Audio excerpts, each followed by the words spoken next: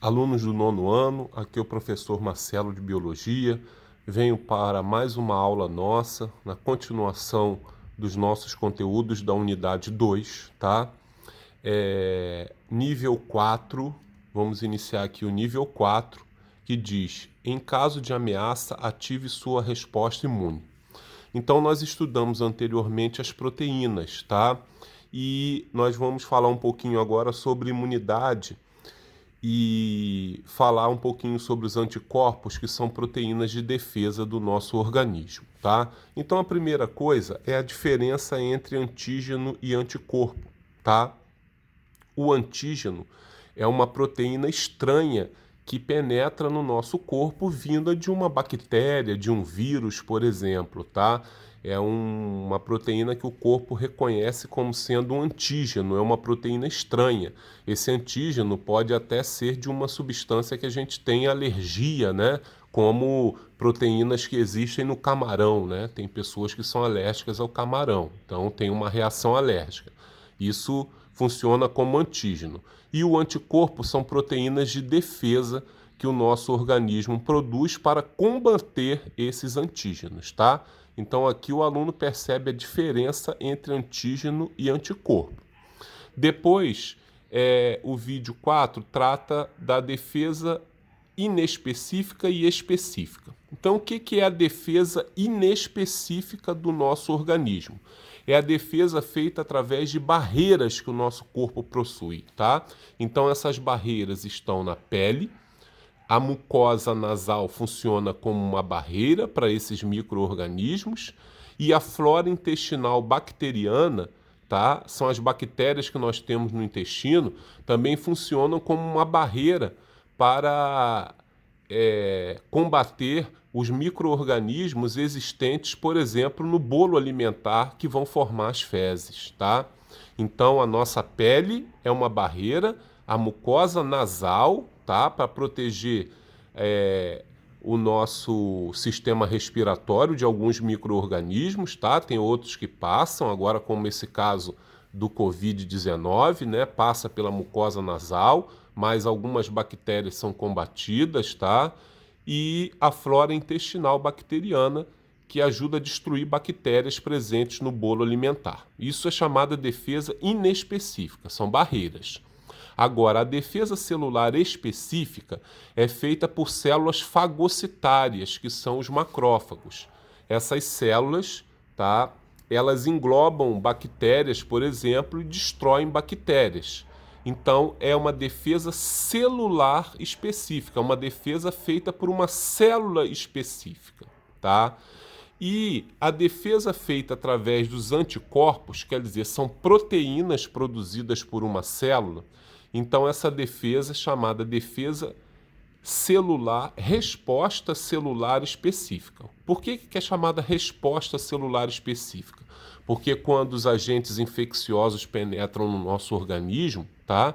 Os linfócitos eles vão produzir anticorpos. Então não é a célula, não é o linfócito diretamente que vai combater os antígenos. O linfócito ele vai produzir proteínas, que são os anticorpos, para combater esses antígenos, tá? Então é chamada resposta celular específica.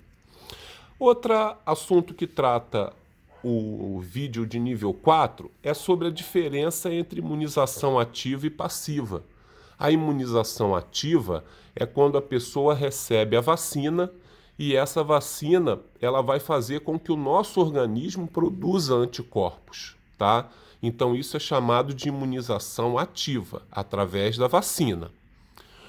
A imunização passiva é quando você recebe anticorpos prontos através do soro, tá? Então, a vacina, no caso da prevenção, ela é preventiva para prevenir doenças, tá? Então, por exemplo, a vacina que nós temos aí contra a dengue, por exemplo, já existe vacina contra a gripe A, tá? Ela é uma vacina para prevenir a doença, né? Fazendo que o corpo produza anticorpos contra aquele vírus específico ou contra aquela bactéria. O soro não, você já recebe anticorpos prontos, tá? Por exemplo, quando uma pessoa é picada de cobra, ela recebe o soro antiofídico contra o veneno de cobra. Então vai agir direto, tá? Imunização ativa, vacina; imunização passiva, soro, tá? Então isso foi o assunto do vídeo de nível 4. Agora o assunto do vídeo de nível 5 da unidade 2. Os manuais de instruções dos seres vivos. Esse vídeo ele mostra a diferença entre DNA e RNA, agora já passando para o estudo dos ácidos nucleicos presentes na célula, tá? O DNA é chamado de ácido desoxirribonucleico. Por que ele recebe esse nome? Porque ele possui um carboidrato, que é a desoxirribose, tá? E ele tem bases nitrogenadas que são adenina, timina, citosina e guanina. São as 4 bases que formam o DNA. Repetindo, adenina, timina, citosina e guanina. O RNA, ele já é diferente porque o carboidrato dele não é a desoxirribose. O carboidrato do RNA é a ribose. Então essa já é uma diferença entre o DNA e o RNA. E nas bases nitrogenadas que constituem o RNA, não temos a timina. No lugar da timina entra uma base chamada uracila. Então quais são as 4 bases nitrogenadas que formam o RNA? Adenina, uracila, citosina e guanina. Repetindo, adenina, uracila, citosina e guanina, tá? São as 4 bases que formam o RNA. Então, ácido desoxirribonucleico, ácido ribonucleico, tá?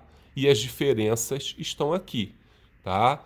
O carboidrato é desoxirribose, o outro é ribose. Um tem a base nitrogenada timina e outro uracila, tá? Depois nós vamos ver o trabalho desses ácidos nucleicos nos vídeos posteriores. E só para lembrar uma coisa também que foi trabalhada no vídeo de nível 5, as bases chamadas de púricas e pirimídicas. As bases púricas são a guanina e a adenina. As bases pirimídicas, timina, citosina e a uracila, tá? Faltou botar aqui o uzinho. Timina, citosina e uracila, tá? Então, essa diferença também que eles fazem perguntas no vídeo de nível 5. Tem algumas questões falando sobre bases púricas e pirimídicas, tá? Nessa questão, só para vocês entenderem a diferença, quando a gente estuda química orgânica, a base púrica ela tem uma cadeia carbônica fechada dupla, tem 2 cadeias carbônicas fechadas. A base pirimídica tem uma cadeia carbônica fechada simples, tá? Então é assunto de química orgânica essa parte de cadeias carbônicas. Então foi o vídeo de nível 5, pessoal. No vídeo de nível 6, fala sobre informações dinâmicas. Esse vídeo ele trata de um assunto importante que é a duplicação do DNA. É um processo importante que ocorre no DNA. O aluno vai entender isso aqui pensando assim, como que uma célula ela se divide em 2? Uma célula tem uma quantidade de DNA. Para que ela se transforme em 2 novas células, é preciso que esse DNA dobre de quantidade para essa célula se dividir e formar 2 com a mesma quantidade e o mesmo tipo de DNA. Então, esse processo é chamado de duplicação do DNA, tá? Aqui eu coloquei um esqueminha para o aluno entender esse processo de duplicação. Na duplicação do DNA, o que vai acontecer? Aqui está um filamento do DNA, as bases nitrogenadas estão pareadas, sempre lembrando que no DNA a adenina se liga à timina ou vice-versa e a citosina se liga à guanina ou vice-versa, tá? Então, aqui a cadeia de DNA, ela é formada por, semelhante aqui a um corrimão, né? Uma escada, ela tem um formato de escada, onde o corrimão da escada é formado pelo fosfato e pelo carboidrato, que é a desoxirribose, tá? Como se fosse um corrimão da escada de um lado e de outro. E os degraus da escada do DNA são formados pelas bases nitrogenadas. Esses degraus são formados pela base nitrogenada. Sempre lembrando, se uma base for adenina, a outra é timina. Se uma for citosina, a outra é guanina. Timina, adenina, tá vendo? Ó? Guanina, citosina. Sempre esse pareamento, tá? Adenina, timina ou timina, adenina. Citosina, guanina ou guanina, citosina. No momento da duplicação, essa cadeia de DNA ela vai ser repartida ao meio. Essas bases elas vão se separar através da ação de uma enzima chamada DNA helicase. Essa enzima ela vai abrir a cadeia de DNA e ela vai se separar em duas, estão vendo? Essas duas têm as bases nitrogenadas de um lado e do outro e novas bases vão se encaixar em cada parte dessa cadeia que abriu ao meio. Essas novas bases que vão se encaixar através da ação de uma enzima chamada DNA polimerase. É a enzima que atua no encaixe de novas bases para que essa cadeia de DNA ela se torne uma cadeia dupla. Então ela vai conservar uma parte da cadeia original e uma parte recém-formada, tá? A outra também vai conservar uma parte da cadeia original e uma parte recém-formada. Por isso, gente, a duplicação do DNA ela é chamada de semiconservativa, porque sempre que ocorre a duplicação da molécula, ela conserva uma parte do chamado DNA mãe e uma nova parte recém-formada que é chamado de DNA filho, tá? Então sempre assim. Quando vocês observarem essa formação de duas novas moléculas de DNA, vocês vão ver, tá? Que olha, adenina, timina, citosina, guanina, vai ser igual à cadeia original. As duas, ó, adenina, timina, citosina, guanina e assim por diante. Então, esse DNA que sofreu duplicação, ele vai formar duas novas cadeias de DNA idênticas ao DNA original, tá? Então é assim que as células elas se multiplicam, né? Uma célula produz uma nova célula com o mesmo DNA, tá?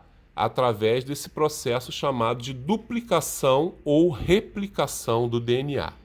Bom, por hoje nós ficamos por aqui, tá? Depois vamos passar as atividades sobre esses vídeos de biologia.